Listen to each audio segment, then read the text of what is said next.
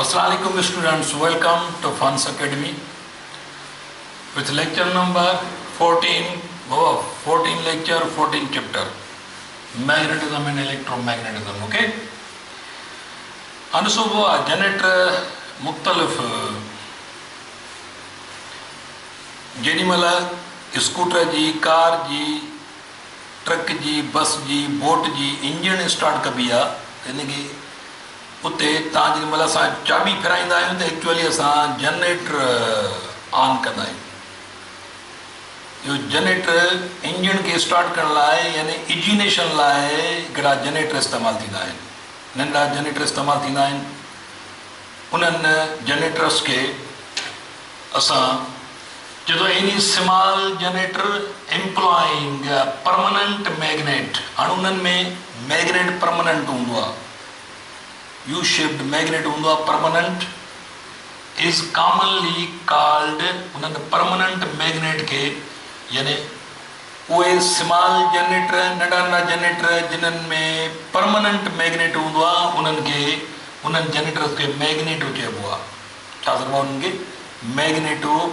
उहे जनरेटर जेके स्मॉल हूंदा आहिनि जिन में परमानेंट मैग्नेट इस्तेमालु थींदो आहे उन्हनि खे मैग्नेटो कोठबो आहे, okay. And is commonly called magneto, and it is used to ignition system of petrol engines. Petrol engine J engine system लाइ उनखे इंजन खे स्टार्ट करण लाइ इस्तेमालु थींदा आहिनि। Motor bikes and motor boats ETC, okay. The field magnet of ला ॼाणी पिया हूंदा आहिनि हिकिड़ा वॾा जनरेटर हूंदा आहिनि जिन में मैग्नेट परमानेंट न हूंदो आहे पर इलेक्ट्रोमैग्नेटिज्म, माना कॉइलुनि में जेॾी महिल करंट लहंदो त कॉइल ख़ुदि मैग्नेट थी वेंदी आहे। त यानी अहिड़ा वॾा जनरेटर जिन में वॾा मैग्नेट त न हूंदा पर उते कॉइलूं हूंदियूं, उहे कॉइलूं यूज़ थींदियूं। उन्हनि में जेॾी महिल करंट फ्लो थींदो त उहे कॉइलूं यानी मैग्नेटिक फील्ड ठाहींदियूं आहिनि, उहा ई मैग्नेटिक फील्ड यूज़ थींदी आहे। त पोइ उन्हनि यानी the field magnets of large generators are electromagnets. Electromagnets माना कॉइल में करंट वेंदो त कॉइल मैग्नेट ठही पवंदी आहे, उहा मैग्नेटिक फील्ड यूज़ थींदी, उन में आर्मीचर घुमंदो, ठीकु आहे। And these generators are called alternators. ताणी यादि रखी छॾियो त नंढनि जनरेटरनि में परमानेंट मैग्नेट इस्तेमालु थींदो आहे, उन्हनि खे मैग्नेटो चइबो। ऐं जेके वॾा जनरेटर आहिनि उन्हनि में इलेक्ट्रोमैग्नेटिज्म ज़रिए फील्ड पैदा कबी आहे, माना कॉइलुनि में करंट फ्लो कराइबो त कॉइलूं मैग्नेटिक फील्ड ठाहींदियूं आहिनि। त पोइ अहिड़नि जनरेटर्स खे जिन में इलेक्ट्रोमैग्नेटिज्म ज़रिए फील्ड पैदा कबी आहे उन्हनि खे अल्टरनेटर्स चइबो आहे। छा चइबो आहे? अल्टरनेटर्स। उन खां पोइ वरी यादि रखी छॾियो, फ़र्ज़ु कयो हाणे हिकिड़ो मैग्नेट आहे, हीअ विच में आर्मीचर आहे, फ़र्ज़ु कयो फॉर एग्ज़ाम्पल ही कॉइल आहे विच में।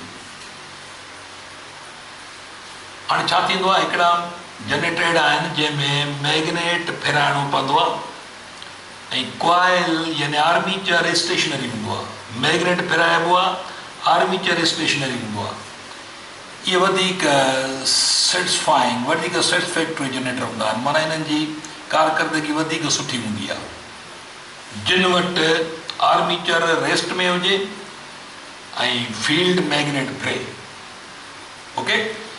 हाणे जेको आर्मीचर जेको रेस्ट में आहे, इन रेस्ट वारे आर्मीचर खे जेको आहे सो यानी जेको हिन में तव्हांजी बुक जे पेजिस में लिखियलु अथव त जेको आर्मीचर रेस्ट में हूंदो त armature is stationary and field magnet satisfactory when armature is stationary and field magnet rotates around the armature. Stationary जेको आर्मीचर हूंदो हुनखे स्टेटर चइबो।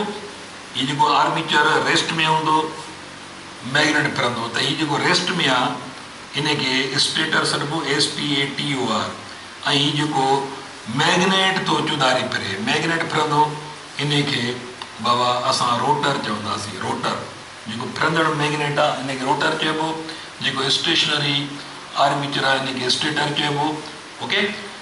तो इहो थोरो जेको आहे सो ज़हन में रखिजो। इहो पेज नंबर अथव तव्हांजो अकाउंट नंबर 143 पेज आहे, उन्हनि खे पढ़ी छॾिजो। त वरी बि थोरो जेके नंढा जनरेटर आहिनि जिन में परमानेंट मैग्नेट आहे त उन्हनि खे मैग्नेट थो चइजे। उन्हनि जो पर्पज़ कहिड़ो आहे? इग्निशन लाइ, माना कार जी इंजन स्टार्ट करणु, ट्रक जी, बस जी, मोटर बाइक जी, इहे ओके। ऐं उन्हनि खे मैग्नेट चइबो। ऐं उन खां पोइ the field magnets of large generators are electromagnets. वॾा वॾा जनरेटर उनमें जेका फील्ड पैदा कबी, जो इंडक्शन पैदा थिए, उन लाइ इलेक्ट्रोमैग्नेट वरी फील्ड पैदा कबी आहे, उन्हनि खे अल्टरनेटर्स चइबो। वरी ॿुधाए थो त अहिड़ा जनरेटर जंहिंमें फील्ड मैग्नेट रोटेट करे ऐं विच में आर्मीचर स्टेशनरी हुजे, साकिन हालत में हुजे, त पोइ इहो वधीक सेटिस्फैक्ट्री वारो आहे, वधीक हुनजी कारकर्दगी सुठी हूंदी आहे, हुनजी पाइदारी सुठी हूंदी आहे। ऐं जेको स्टेशनरी आर्मीचर आहे उनखे स्टेटर चइबो, ऐं जेको मैग्नेट फिरे थो चौधारी उनखे रोटर चइबो। इहे ॻाल्हियूं तव्हांजे ज़हन में हुजनि ओके। हाणे हिन खां पोइ अचूं था पिया असां मेन टॉपिक आहे डीसी जनरेटर। सम्झो बाबा, डीसी जनरेटर ओके। हाणे अल्टरनेट करंट जनरेटर खे कन्वर्ट करणो आहे डीसी जनरेटर में। उन लाइ यादि रखे छॾियो त जेका ही जेके स्लिप रिंग्स आहिनि बाबा,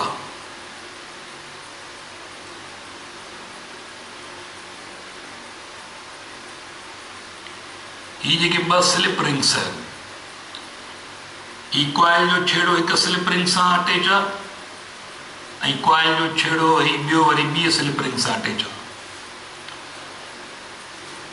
ताणी ॾिसो हिते बुश लॻल आहिनि, इहे बुश छा लॻल आहिनि? इहो ॿाहिरि एक्सटर्नल सर्किट खे पावर सप्लाई करण लाइ, करंट सप्लाई करण लाइ।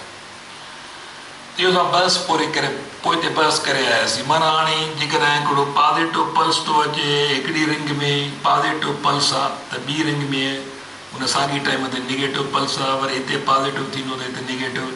ईअं असांजो अल्टरनेट करंट जारी आहे।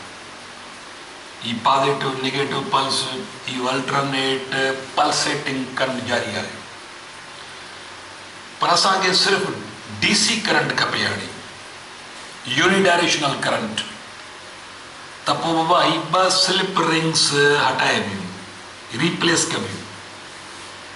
इहे ॿ स्लिप रिंग रिप्लेस कबियूं आहिनि हिकु सिंगल स्लिप रिंग ज़रिए, हिकु सिंगल स्लिप रिंग ज़रिए जंहिंखे चइबो कम्यूटेटर।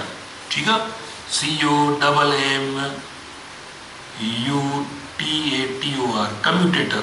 हाणे कम्यूटेटर लॻाइबो, हिकु सिंगल स्लिप रिंग आहे, कम्यूटेटर चइबो हुनखे। त एसी जनरेटर में जेकॾहिं ॿ स्लिप रिंगूं हटाए सिंगल स्लिप रिंग हणबी जंहिंखे कम्यूटेटर चइबो, त उहो कम्यूटेटर वरी अहिड़ी रिंग आहे जेका सिर्फ़ु आउटपुट पॉज़िटिव पल्स खणंदी आहे। रिंग जी कुझु डिज़ाइन अहिड़ी आहे त हुन में रुगो पॉज़िटिव पल्स ई कंडक्ट थींदो, नेगेटिव पल्स हुन में कंडक्ट थींदो ई न आहे। हाणे पॉज़िटिव पल्स रुगो कंडक्ट थींदा त माना नेगेटिव पल्स रुकजंदा, नेगेटिव पल्स रुकजंदा, रुगो पॉज़िटिव पल्स ई जारी थींदा। त सिंपल ॻाल्हि आहे, जेकॾहिं तव्हांखे एसी जनरेटर खे डीसी में कन्वर्ट करणो आहे त तव्हां ॿ स्लिप रिंग हटाए हिकु स्लिप रिंग हूंदी जंहिंखे कम्यूटेटर चइबो। त बाय कनेक्टिंग कम्यूटेटर सां कनेक्ट कयो त कम्यूटेटर जी वरी डिज़ाइन या हुनजो मैकेनिज़म अहिड़ो आहे जो कम्यूटेटर सिर्फ़ु पॉज़िटिव पल्स कंडक्ट कंदो, नेगेटिव पल्स सप्रेस कंदो, रोकींदो। त आउटपुट तव्हांखे पॉज़िटिव पल्स मिलंदा, नेगेटिव पल्स न मिलंदा, तव्हांखे पॉज़िटिव पल्स माना पॉज़िटिव यानी जंहिंखे डीसी करंट चइबो। त कम्यूटेटर डिवाइस आहे जेको एसी जनरेटर में लॻाइबो आहे कम्यूटेटर। त उहो कम्यूटेटर हुनजो नेगेटिव पल्स रोकींदो, पॉज़िटिव पल्स आउटपुट ॾींदो तव्हांखे, जंहिंखे डायरेक्ट करंट चइबो। ओके, त इहा सिंपल अरेंजमेंट तव्हां इहा ज़हन में रखी छॾियो।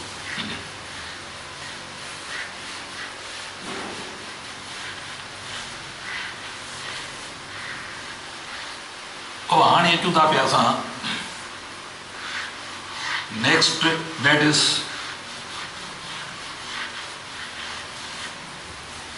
असां वटि टॉपिक थींदी हाणे, that is electric motor. Okay, topic थींदी इलेक्ट्रिक मोटर।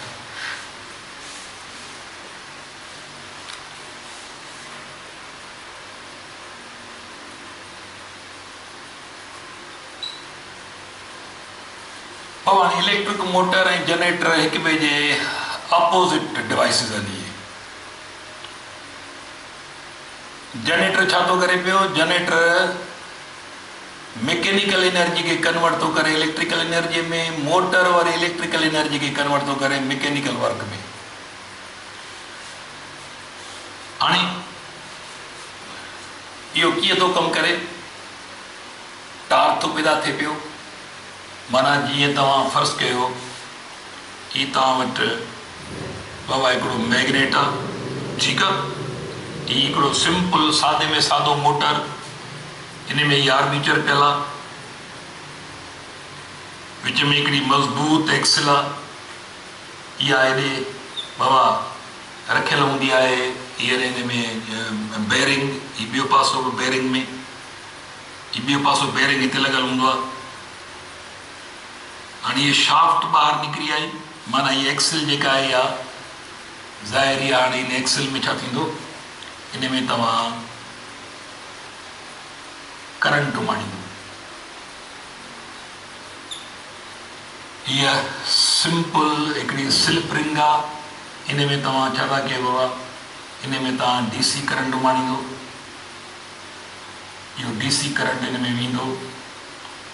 हाणे डीसी करंट ईंदो, हिन कॉइल में अंदरि दाख़िल थींदो। ज़ाहिर आहे परमानेंट मैग्नेट आहे, हिते मैग्नेटिक फील्ड आहे। पोइ हिते पढ़ी आया आहियूं त जीअं करंट हिन में दाख़िल थींदो त टार्क पैदा थींदो। माना हिकिड़ी साइड ते फोर्स अंदरि, ॿी साइड ते फोर्स ॿाहिरि, ईअं टर्निंग इफेक्ट। माना इलेक्ट्रिकल एनर्जी सप्लाई था कयो, इलेक्ट्रिकल एनर्जी मैकेनिकल वर्क में। ये मज़बूत क़िस्म है, ये आर्मीचर सां विच में आर्मीचर जी जेका एक्सल आहे इहा ॿाहिरि निकिरी थी अचे। हाणे तव्हां वटि रोटेट थींदड़ सिस्टम आहे। तव्हांजी मर्ज़ी आहे त हिते तव्हां पखे जा पर हणी छॾियो, इहो फैन ठही वियो। तव्हांजी मर्ज़ी आहे त हिते तव्हां बाबा हिकिड़ो कटर हणी छॾियो, माना आरी हणी छॾियो, फ़र्ज़ु कयो त इहो हिकिड़ो कटर ठही वियो। तव्हांजी मर्ज़ी आहे त हिते तव्हां छा करे छॾियो? तव्हां हिते बाबा ड्रिल मशीन जो मैकेनिज़म हणी छॾियो। त इहे जेके बि शयूं आहिनि, घर में पंखा आहिनि, ग्राइंडर आहिनि, ड्रिल मशीनूं आहिनि, इहे सभई जो सभई यादि रखिजो त मोटर आहिनि। इन जे पोयां ही बेसिक मैकेनिज़म इहो जेको आहे सो मैग्नेटिक फील्ड में करंट थो अंदरि कॉइल में दाख़िल थिए, टार्क थो पैदा थिए, शयूं रोटेट थी कनि पई। हाणे हिन रोटेटिंग सिस्टम में तव्हां कहिड़े क़िस्म जो मैकेनिज़म था ॾियो? जेकॾहिं पुली था ॾियो, हिते हटाए तव्हां हिनखे पुली ॾियो, पुली ॾेई तव्हां हिनखे छा कयो? बेल्ट चाढ़े तव्हां ॿियो कमु वठी सघो था पिया। त ड्रिल मशीन हलायो, ग्राइंडर हलायो, तव्हां पॉलिश जूं मशीनूं हलायो, माना हीअ रोटेटिंग सिस्टम आहे तव्हांजो।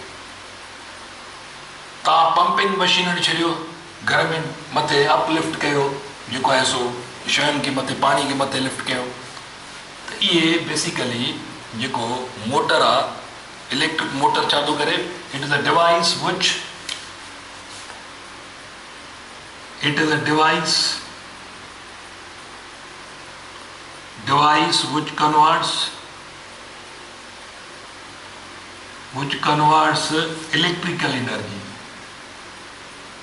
electrical energy into mechanical work.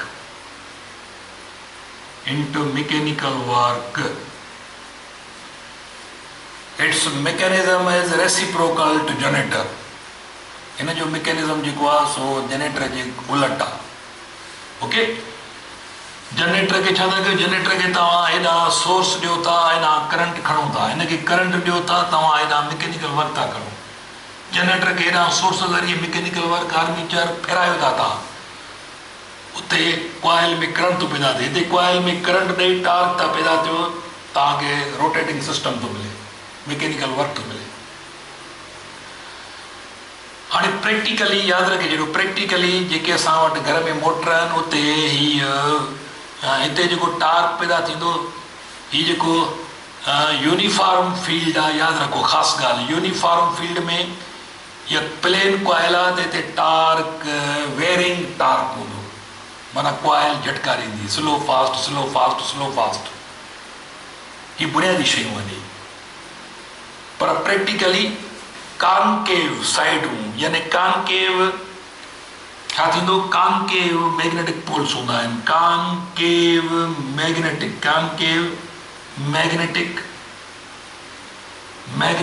Poles are used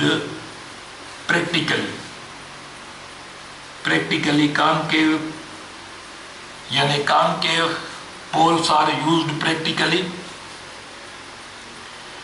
in result नतीजे में छा मिलंदो, इन रिज़ल्ट हवा जेकर कॉइल जो यूनिफॉर्म फील्ड हूंदी त कॉइल जो प्लेन पोइ मुख़्तलिफ़ एंगल थो ठहे, कास अल्फा टार्क ख़बर आहे तव्हांखे, पोइ कॉइल जी पोजीशन ते टार्क जा वैल्यू डिफरेंट आहिनि। पर रेडियल फील्ड में in result radial field is produced, radial field is produced, नतीजे में रेडियल फील्ड प्रोड्यूस थींदी है। रेडियल फील्ड में कॉइल जो प्लेन हमेशा पैरेलल रहंदो, ज़ीरो एंगल ते, and the plane of coil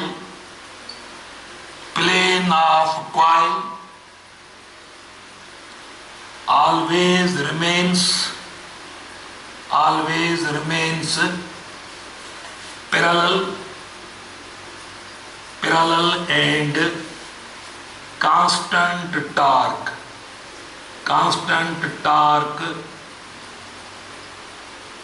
produces। Torque पोइ कांस्टेंट थो पैदा थिए। रेडियल फील्ड में कांस्टेंट टार्क पैदा थींदो। तव्हां रेडियल फील्ड माना मैग्नेट जेको आहे, हीउ जेको आहे मैग्नेट, यादि रखे छॾियो त मैग्नेट